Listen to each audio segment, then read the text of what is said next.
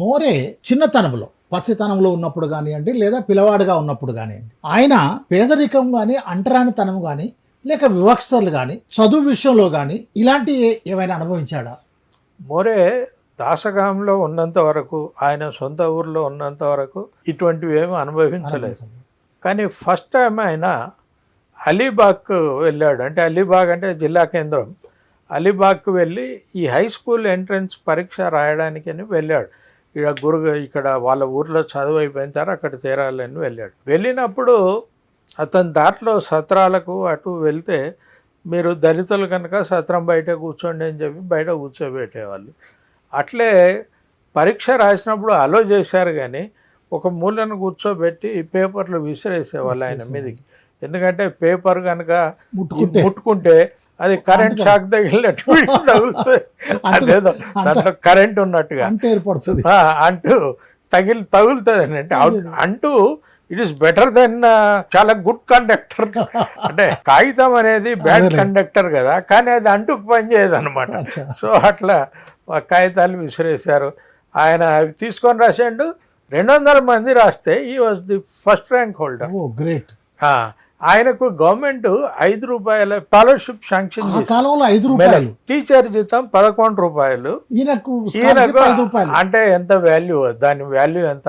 So కానీ ఏమైందంటే ఆ తర్వాత ఆయన వెళ్ళి ఆ మహత్ స్కూల్లో ఇది చూయించి అడ్మిషన్ తీసుకోవడానికి వెళ్తే వాడు హెడ్ మాస్టర్ ఏమన్నాడంటే, నీకు నేను అడ్మిషన్ ఇస్తాను, కానీ ఈ భవన యజమాని ఉన్నాడు, వాడు బ్రాహ్మణుడు, వాడు నువ్వు కనుక అడ్మిషన్ ఇస్తే స్కూల్నే ఖాళీ చేసి వెళ్ళమంటున్నాడు, కనుక నేనేం చేయలేను, స్కూల్ ఖాళీ చేయలేను కదా, నాకు ఇంకో భవనం దొరకదు, ఇది గవర్నమెంట్ స్కూల్ కనుక నువ్వు వెళ్ళిపో అని చెప్పేస్తే పాపం ఇతనికి ఏం తెలియదు కదా, నచ్చ చెప్పడానికి ఈయన వెంట వచ్చిన పెద్ద ఆయన ప్రయత్నం చేశాడు, కానీ ఎందుకు వింటారు వాళ్ళ మాట.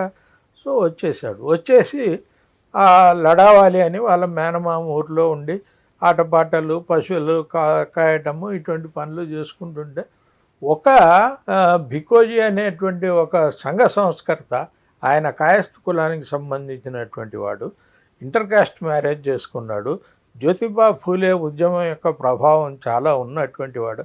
అతను పిలిచి అడిగాడు, నువ్వు ఎందుకు స్కూల్కి వెళ్ళటం లేదంటే ఇట్లా అయిందంటే, అదేంటి గవర్నమెంట్ నీకు శాంక్షన్ స్కాలర్షిప్ ఇచ్చింది, మరి నువ్వు వెళ్ళకపోతే ఎట్లా, వాడు ఎట్లా ఇవ్వడు అడ్మిషన్ అని ఒక ఇద్దరు వాళ్ళ ఇంటికి వచ్చింటే వాళ్ళ చేత వాళ్ళు ఈయనకు ఒక పిటిషన్ రాయించారు. ఆ పిటిషన్ని ఈయన ఒక పత్రికకు పంపిస్తే అది పబ్లిష్ అయింది. పబ్లిష్ అయిన తర్వాత హెడ్ మాస్టర్ భయపడిపోయి స్కూల్లో తీసుకున్నాడు, అడ్మిషన్ ఇచ్చాడు. మరి స్కూళ్ళకైతే తీసుకున్నారు, అందరితో పాటు కూర్చోబెట్టారా? లేదు, అందరితో పాటు కూర్చోబెట్టలేదు. ఒక మూలన ఒక స్టూల్ వేసి కూర్చోబెట్టారు. అట్లాగే ఇక్కడ ఉన్నట్టుగానే అక్కడ ఉండింది. తర్వాత పీటీ క్లాస్లో ముట్టుకోవాల్సి వస్తుంది, డ్రాయింగ్ క్లాస్లో కూడా ముట్టుకోవాల్సి వస్తుంది. అందుకని పీటీ క్లాసు, డ్రాయింగ్ క్లాసు ఉన్నప్పుడు ఇన్ని బయటికి పంపించాం. అప్పటికి నాకు 13-14 ఏళ్ళు అట్లా ఉందంటది. సో ఆయన ఏం చేశాడంటే ఊర్లో అంతా తిరుగుతూ ఊరి సమస్యల్ని వీటిని స్టడీ చేయటం ప్రారంభించాడు. మహత్ పట్టణంలో ప్రారంభించినప్పుడు ఆయనకు అర్థమైంది ఏంటంటే, ఇక్కడ అందరికీ నీళ్లు దొరుకుతాయి, కానీ అంటరాని వాళ్ళకి మంచి నీళ్ళు దొరకవు.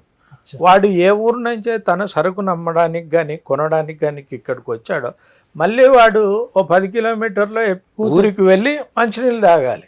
ఇది ఎంత కష్టమైనటువంటిది.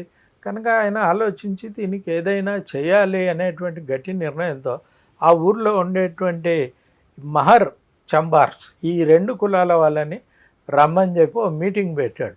మీటింగ్ పెడితే ఆ మీటింగ్లో కూడా కొంతమంది సైనిక అధికారులు ఉన్నారు. వాళ్ళు ఈయనకు సపోర్ట్గా సరే ఏం చేద్దామంటే ఓ టీ హోటల్ పెడదాము, ఎవడొచ్చినా ఒక గ్లాస్ మంచినీళ్ళు, ఒక కప్పు చాయ్, ధర 1 పైసా అట్లా పెట్టారు. పెడితే మహర్లా టీ హోటల్ అది మున్సిపాలిటీలో వీళ్ళంతా రిటైర్డ్ అధికారులు వాళ్ళు పైరవి చేసి మొత్తానికి స్థలం సంపాదించారు. అది చాలా పెద్ద వేదిక అయిపోయింది. అందరూ అక్కడ గుమిగూడము, చర్చించుకోవటము, తర్వాత ఈయన కూడా అక్కడికి రావటము, అందరి అభిప్రాయాలు వినటము, ఏం చేయాలి అనేటువంటి తపన, దీన్ని ఎట్లా పోరాడాలి అనేటువంటి తపన, ఇదంతా బాగా డెవలప్ అయింది.